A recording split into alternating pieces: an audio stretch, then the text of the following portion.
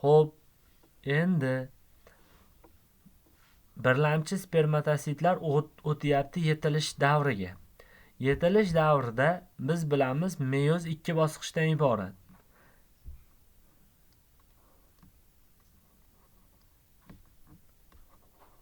Reduksion bosqichi bor, ekvatsion bosqich bor. Reduksion bosqich 1 bilan belgilanadi. Ekvatsion bosqich 2 bilan belgilanadi. Shuning uchun meyoz 1 va meyoz 2 deb ataladi. Demak, birlamchi spermatositlar endi o'zidan mana bu bitta hujayra o'tdi. Deyliga 2n 4sli hujayra o'tib, ikkita hujayrani hosil qilyapti. Qanday to'plamli hujayralar desa n hop 2sli n 2sli hujayralar hosil qilyapti. Ya'ni qaysi jarayon bo'ldi desa reduksion, ya'ni birinchi meyoz bo'ldi. Demak, birlamchi spermatosit yetilishning meyozini birinchisini o'tkazdi va n2sli ikkita hujayra hosil qildi. Bu hujayralarning nomi o'zgardi endi. Birlamchi spermatositdan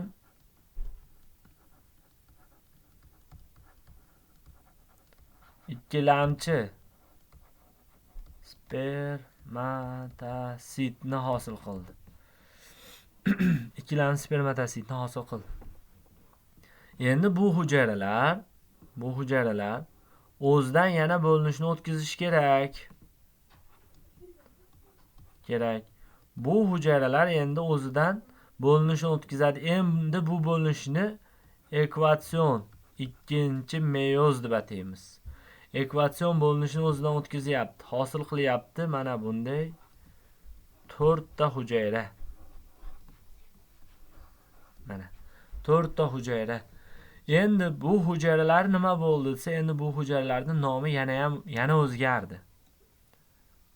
Xo'p, nima bo'lib o'zgardi desa, bu hujayralarning nomi endi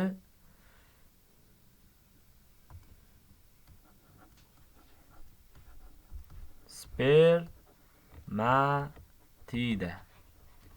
Mana bu shakllanish bosqichini o'chirib turamiz, hali shakllanishga o'tganimiz yo'q. Xo'p, spermatidalar bo'ldi. Spermatidalar qanday bo'linish asosida hosil bo'ldi desa, meyozning ekvatsion bo'linish, ya'ni meyoz 2 asosida hosil bo'ldi. n2sli ikkilamchi spermatositlardan n2sli ikkilamchi spermatositlardan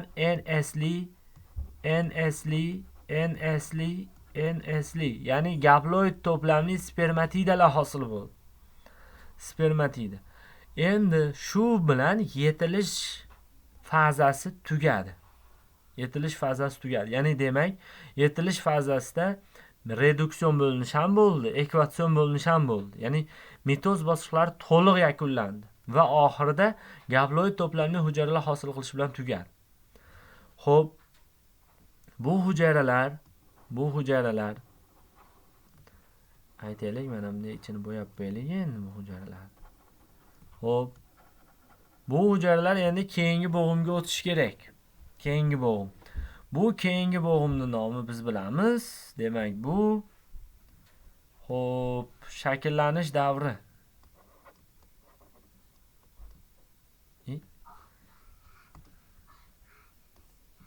Shakllanish.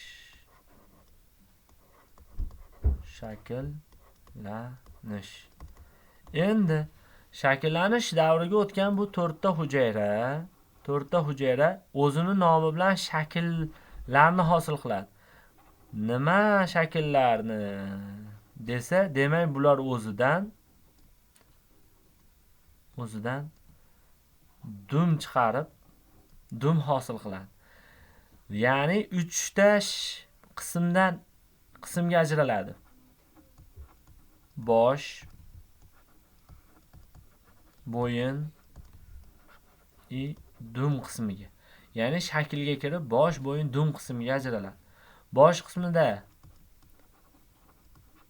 gaploid to'plamli yadro bo'ladi. Bo'yin qismida Golgi majmuasi mitoxondriyalar bo'ladi va dum qismida ham mitoxondriya bo'ladi. Eski ba'zi kitoblarda bo'yinda ham mitoxondriya degan. Ba'zilarda dumda mitoxondriya degan. Ikkalasi ham to'g'ri desak bo'ladi. Chunki dum harakatlanish vazifasi ularga energiya kerak, mitoxondriya bo'lishi kerak. Xo'p, demak, shakllangan spermatozoidlarda bosh bo'yin dum qismidan tashkil topgan bo'lib, to'plam qanaqa bo'ladi desa, to'plam o'zgargan yo'q. Ashi N S N S N S N S. Demak, spermatida bilan sperma nima farqi bor desa, faqat bu spermatida shakllanmagan. Spermatda endi mana buni nomi o'zgardi-ku, spermatida. Spermatidadan endi shakllangandan keyin nomi o'zgardi. Buning nomi spermatozoid. Demak, spermatida bilan spermatozoid farqlari shakllanganligida endi o'xshashliklari to'plami bir xil, ya'ni NSli to'plam. Demak, xohlagan hayvonimizda aytib, misol uchun, xohlagan hayvon shimpanzening spermatogoniyalarida nechta xromosoma bor desa, somatik hujayralar bilan bir xil 48 ta olaveramiz. Ha endi birlamchi spermatositlarda nechta xromosoma bor desa, bavi 48 ta. Ha endi ikkilamchi spermatositlarda desa, NS mi? Demak 24 ta. Spermatidasida nechta desa, yana 24 ta. Spermatozoidida nechta desa, 24 ta. Dengasini ham xuddi shunday qilib topasak bo'laveradi.